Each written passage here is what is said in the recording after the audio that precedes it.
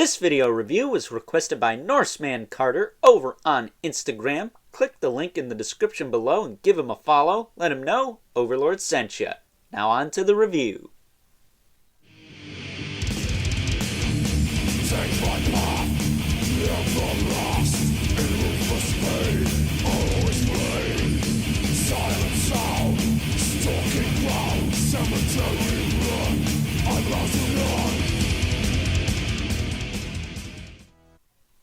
Hey guys, Superlord here, back again with another review, and today we'll be taking a look at the Super7 Disney Ultimates Pinocchio. Now before we get into it here, let us first take a look-see at both the front and the back of the packaging. So without further ado, let's get into it. Now before we get into the meat and taters of this review, Pinocchio does come with a plethora of accessories. First up, Pinocchio comes with two pairs of hands, the first of which being this pair of open/relaxed hands. The second of which is this pair of grip hands. Would have liked to have seen some fists though. Next up, Pinocchio comes with three interchangeable heads, the first of which has a normal sized nose because Pinocchio's been behaving himself lately. The second of which has an elongated nose after he's started telling some lies. And the final head is after he's told enough lies to where Mama Bird could build a nest on the end of his schnoz here. I gotta tell you, of the three head sculpts that are included with this figure, this one takes the cake as being the most interesting of the three. Up next, Pinocchio comes with three different objects he can hold on to, the first of which being this little apple here. I could see this being reused if they ever make a Snow White or an Evil Queen figure. The second of which is this little book here. Now, I do have to apologize. It has been quite some time since I've seen this movie, so if anyone knows the significance of this little book here, please let me know in the comments below. And, of course, what would Pinocchio be without his trusty axe? Now, this is something I definitely don't remember from the movie, but again, it has been quite some time since I've seen it, so if anyone knows when he used this particular item in the movie, please let me know, because I find it quite ironic that a character made of wood would use an axe in the first place. Think about that for a moment. And last, but certainly not least, Pinocchio comes with not one, not two, but three different companions, starting off with little old Figaro here, who I always thought was Minnie's cat, but I guess they made their debut in Pinocchio. That said, they do have a little rotation in the head there. It is a ball joint, but you don't get much up and down with that.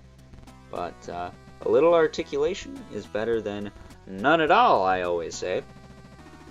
Next up, we have Cleo, or Chloe, the goldfish. My apologies, I don't even remember there being a goldfish in this movie, so the fact that I think I'm remotely close to its name, that's a bonus for me. That said though, they did a really nice job with this accessory.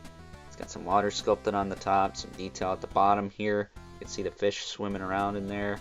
Looks really, really good. And last, but certainly not least, what would Pinocchio be without his conscience, little old Jiminy Cricket here, who is just a static figure. There's no articulation to him. Mine is a little bit warped too, so he's tricky to stand. But side note, I wouldn't mind seeing a bigger version of this character with the articulation in it. Not sure if they'll make that anytime soon or not, but I'm for it. But for those of you who know Mickey's A Christmas Carol, this could double as a Ghost of Christmas Past. That's also where I think Figaro made their debut as Minnie's cat, if I'm not mistaken.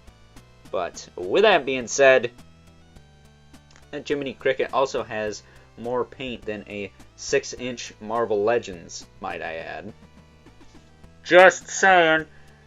But with that being said, let's now move on and take a look at the aesthetics and articulation taking a closer look at Pinocchio here. That was a Billy and Mandy reference for those of you who remember that show. A lone tear for old school Cartoon Network. But we're talking about Disney today. And if Super7 did anything right with this figure, they absolutely 110% nailed the aesthetic of this character. He looked like he walked right out of the movie. If I'm not mistaken, Pinocchio was Disney's second full-length animated feature after Snow White. Let me know if I'm wrong about that in the comments below, but I think I'm right about it this time. Overlord can be right sometimes. Not often, but sometimes. Sometimes.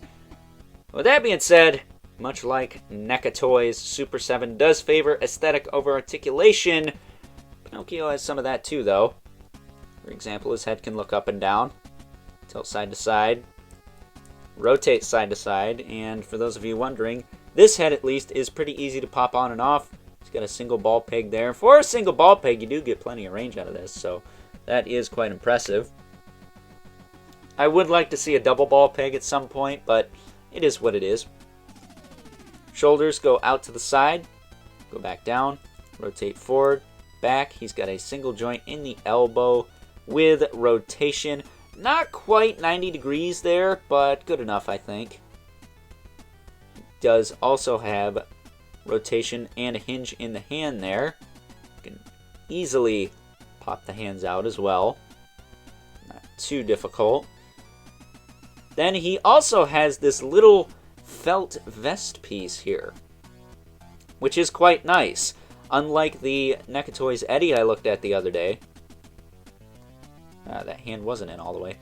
But unlike the NECA Toys Eddie I looked at the other day, he had a mostly fabric outfit with a plastic overlay. This guy's the exact opposite. It's a mostly plastic figure with a fabric overlay. And I much prefer this. It gives it a more premium look.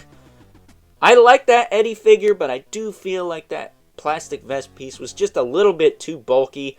I know he's a World War II fighter pilot, but I just think something was a little bit off with that whole situation he had going on in his torso there.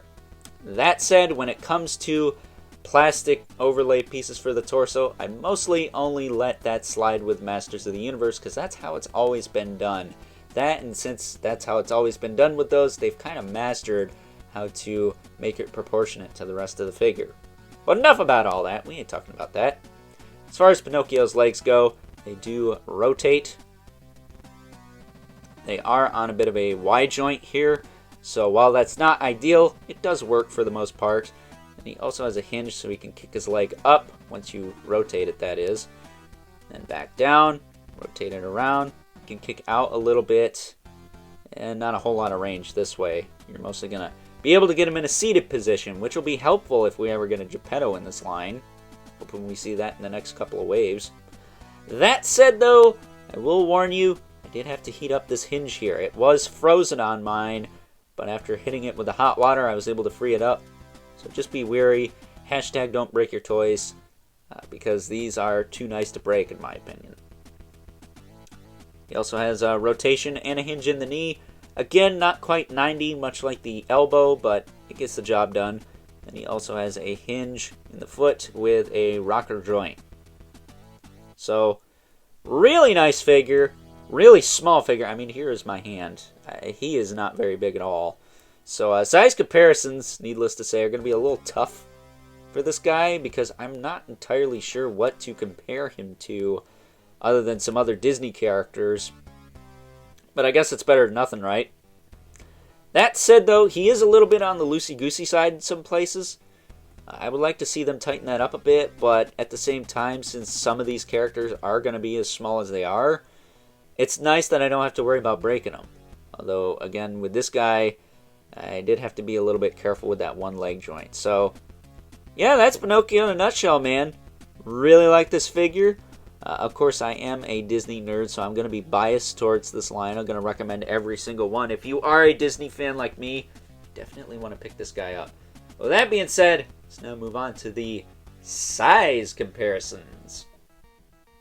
First up, here's Pinocchio next to Chip and Dale Rescue Rangers from Funko because, to be honest with you guys, wasn't quite sure what to compare this guy to. But if you have these figures, you know how small they are, that should give you an idea of how small this Pinocchio figure is, right?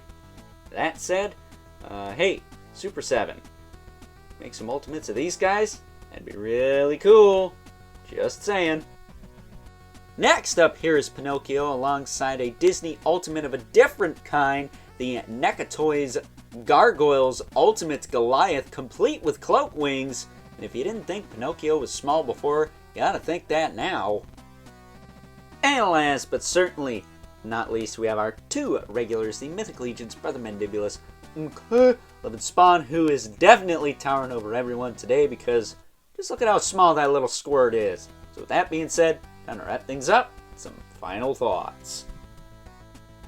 Overall, and if you're an old school Disney fan like myself, or if you're just a fan of Pinocchio on its own, then this is a definite 110% must-have for you. And while I do have my minor nitpicks and gripes with this figure, I don't think there's a whole heck of a lot Super7 could have done to further improve upon what is an absolutely stellar release. So, with that being said, I would highly recommend you pick this guy up sooner rather than later, ASAP, because I see this Disney Ultimates line skyrocketing on the secondary market because of A, the cult following Disney has, and B, the overall quality that this line seems to have going forward. I am very much looking forward to many, many, many more characters being put into this Disney Ultimates line. Characters that have either never received figures before, or characters receiving figures, much like Pinocchio here, that are superior to their previous counterparts. Not sure if there's a whole lot of choices for Pinocchio here, but I know some of the other characters they put out have had other merchandise before, and I think Super7 at this current time has some of the best on the market today. So with that being said, I hope you guys enjoyed this review. If you're so inclined, please don't forget to comment, like, subscribe, and hit the bell so you know whenever I upload more reviews like this one. If you haven't already, please hit me up on Instagram at Overlord Productions. But as always, keep the comments civil, because the world sucks enough as it is, especially when you magically turn into a jackass. And until next time, I'll catch you guys later.